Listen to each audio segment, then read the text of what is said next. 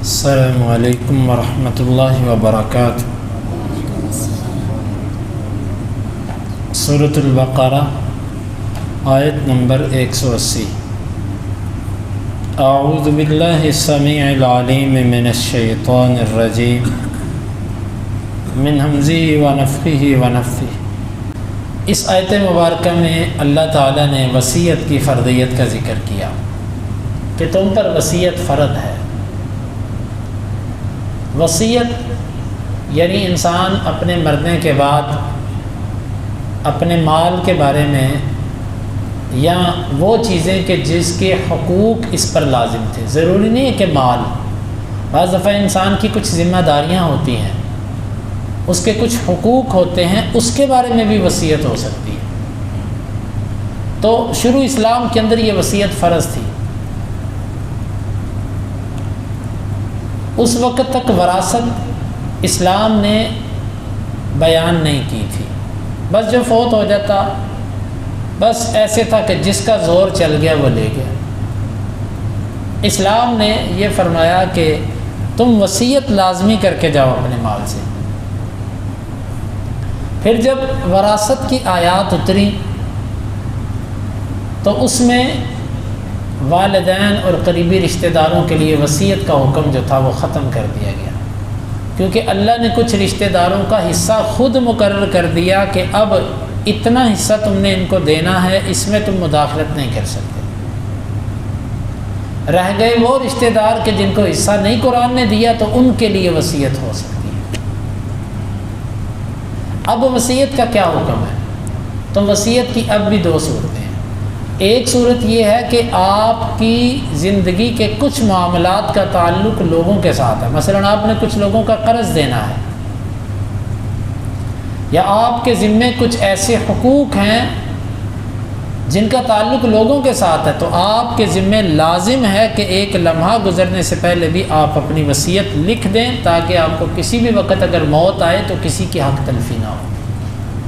کتنی دفعہ ایسا ہوتا ہے کہ بندہ فوت ہو جاتا ہے، اس نے کسی کے قرض دینا ہوتا ہے، اور دوسری طرف کیا ہوتا ہے، وہ قبر میں جاتا ہے، اس کے لیے طرح طرح کی مشکلات ہیں، اور ورثاء یہ ماننے کے لیے تیار نہیں ہوتے کہ ہمارے بزرگ نے تمہارا دینا تھا۔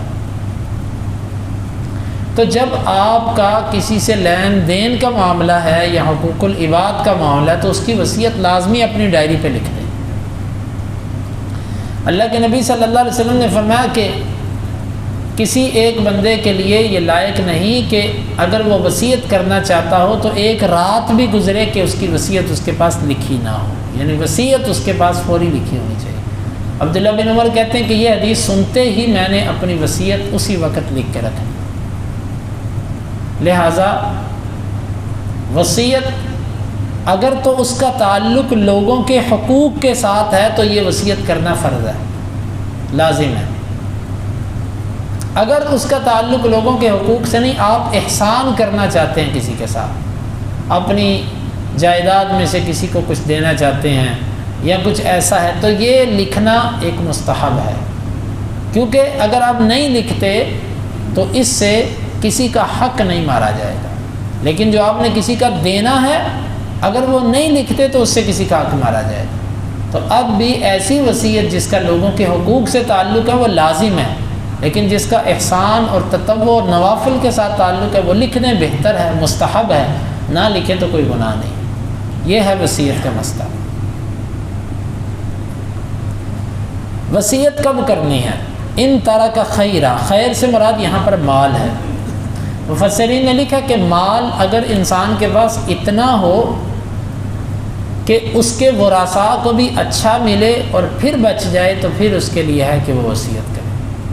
لیکن اگر کسی بندے کے پاس اتنا ہے کہ اس کے بچوں کو ہی پورا آئے گا، مثال کے طور پہ آج کے دور میں اگر کسی بندے کے پاس، میں مثال دے رہا ہوں، اس کے پاس ایک گھر ہے 5 مرلے کا اور 5 اس کے بچے ہیں، اور اس کے پاس کوئی 2 4 5 کروڑ بھی ہے، تو اگر آپ آج کے دور کو دیکھتے ہیں، مہنگائی کو دیکھتے ہیں، تو ایسے بندے کے لیے لازم ہے کہ پہلے اپنے بچوں کو اتنا دے کہ وہ 5 گھر لے سکیں اور وہ اپنا تھوڑا تھوڑا کاروبار کا کچھ کر سکیں۔ اگرچہ آپ یہ کہیں گے یہ 4-5 کروڑ بہت بڑی رقم ہے، لیکن آج جو کیفیت ہے، آپ اگر کسی کو 3 مرلے کا گھر بھی کسی جگہ لے کر دینا چاہتے ہیں تو وہ 1 کروڑ سے نیچے کی بات مشکل ہے۔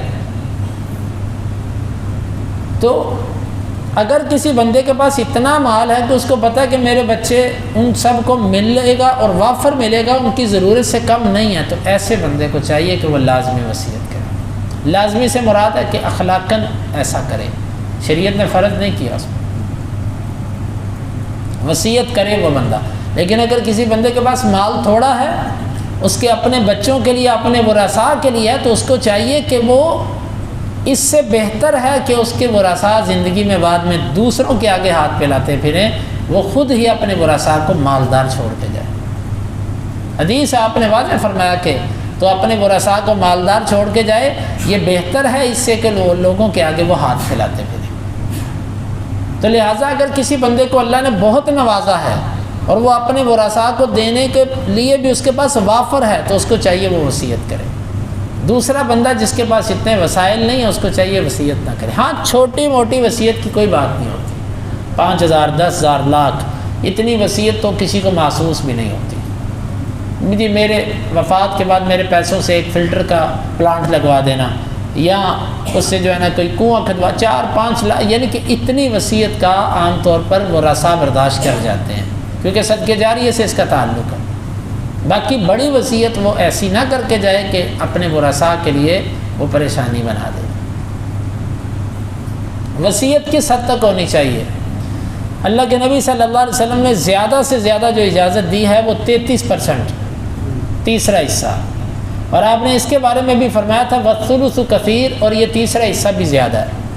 اسی لیے صحیح بخاری کے اندر روایت ہے، عبداللہ بن عباس رضی اللہ عنہ کہا کرتے تھے اے لوگوں کاش کہ تم تیسرے سے چوتھے حصے پہ آ جاؤ، یعنی اپنے مال میں سے تیسرا حصہ نہ کیا کرو، چوتھا، یعنی 33% نہیں 25% وصیت کرو، کیونکہ اللہ کے نبی صلی اللہ علیہ وسلم نے 33% کو زیادہ کہا ہے، تو لہٰذا تم 25% کرو، اور یہ بڑی مضبوط بات ہے ابن عباس رضی اللہ عنہ۔ لیکن زیادہ سے زیادہ آپ جو وصیت کر سکتے ہیں وہ 33% کی ہے، اس سے زیادہ اگر کوئی وصیت کرے گا تو وہ وصیت کاٹ دی جائے گی، تو اس کو 33 پر لایا جائے گا۔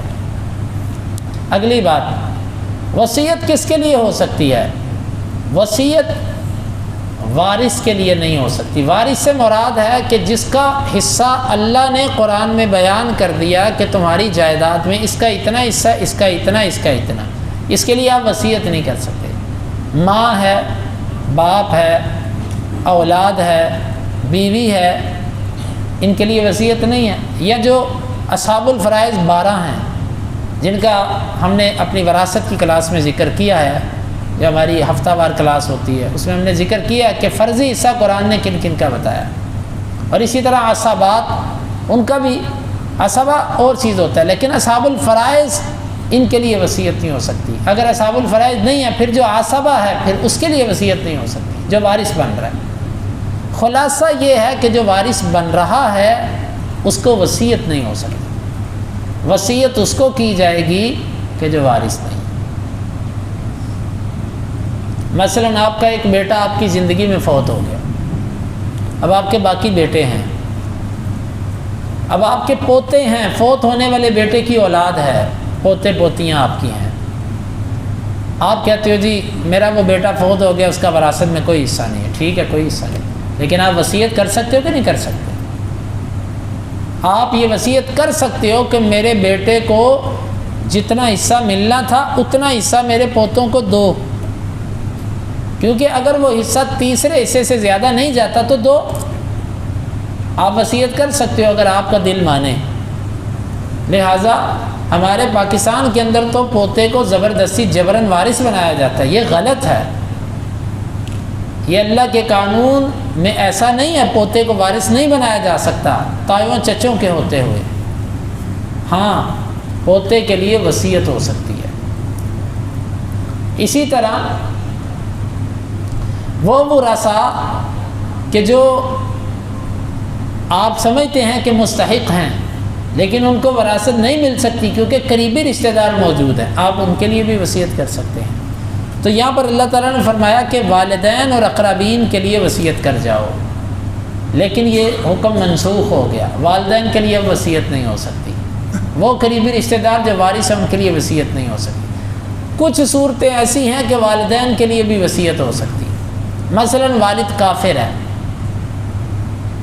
جس کا باپ کافر ہو تو حدیث ہے کہ کافر جو ہے یہ مسلمان کا وارث نہیں بن سکتا، کافر مسلمان کا وارث نہیں بن سکتا۔ بیٹا مسلمان ہے، باپ کافر ہے، اب بیٹے کو یہ چاہیے کہ وہ وصیت لکھ دے کہ اگر میں مر گیا اپنے باپ کی زندگی میں تو میرے باپ کو میری جائیداد میں سے اتنے پیسے دے دینا۔ آپ کے ذہن میں آتا ہوگا جب باپ کافر ہے، اللہ نے اس کو حصہ نہیں دیا تو یہ وصیت کیوں کر رہا ہے؟ اس لیے کہ اللہ نے ماں باپ کے ساتھ احسان کا حکم دیا۔ وہ کافر ضرور ہے لیکن اس کے ساتھ دنیا کی زندگی کی ضروریات پوری کرنا اس کے لیے لازم ہے۔ باپ تو ہے نا، اسلام بہت عظیم مذہب ہے واللہ، ہم مسلمانوں نے اسلام کو سمجھا نہیں ہے، اسلام بہت عظیم مذہب ہے، اسلام سے بڑی سوچ کسی مذہب کی نہیں ہے۔ اسلام کہتا ہے کہ تمہارا باپ ہے کافر ہے لیکن اس کی ضروریات زندگی تمہارے اوپر ہے، اسی لیے کافر باپ کے حق میں وصیت کر سکتے ہیں۔ یا بعض دفعہ ایسے ہوتا ہے آپ کا باپ بھی ہے، آپ کے باپ کے ہوتے ہوئے آپ کا دادا وارث نہیں بن سکتا، کیونکہ جو قریبی رشتہ دار ہوتا ہے نا اس کے ہوتے ہوئے بعید والا وارث نہیں بن سکتا۔ لیکن اس صورت میں آپ سمجھتے ہو کہ یار میرے دادے کو بھی کچھ جانا چاہیے، آپ کہتے ہو کہ اگر میں فوت ہو گیا تو میرے باپ کو تو فرضی حصہ ملے گا میری وراثت میں سے، لیکن میں یہ وصیت کرتا ہوں میرے دادے کو بھی کچھ دے دیجیے، جائز ہے۔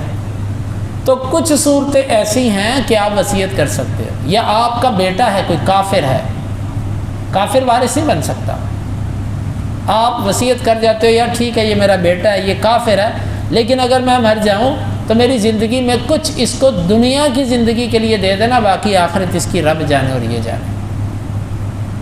یعنی کہ ایسی صورتیں کہ جس میں وارث بھی محروم ہو جائے، اس صورت میں آپ وصیت وارث کے لیے کر سکتے ہو کیونکہ وہ محروم ہو چکا۔ یہ ہے اس آیت مبارکہ کا بالمعروف، اچھے طریقے سے وصیت کرو۔ اچھے طریقے کا مطلب ہے ظلم نہیں کرنا، نقصان پہنچانے کی خاطر وصیت نہیں کرنی۔ بعض دفعہ ایسے ہوتا ہے ایک بندہ کسی کو نقصان پہنچانے کے لیے وصیت کرتا ہے ضد کی وجہ سے کہ ان کو کم حصہ جائے، یا بعض دفعہ بندہ کسی اور زیادہ وصیت کرتا تو قرآن کہتا ہے معروف طریقے سے، یعنی اسلامی طریقے سے۔ حقاً علی المتقین، پرہیزگاروں پر یہ وصیت کرنا حق ہے۔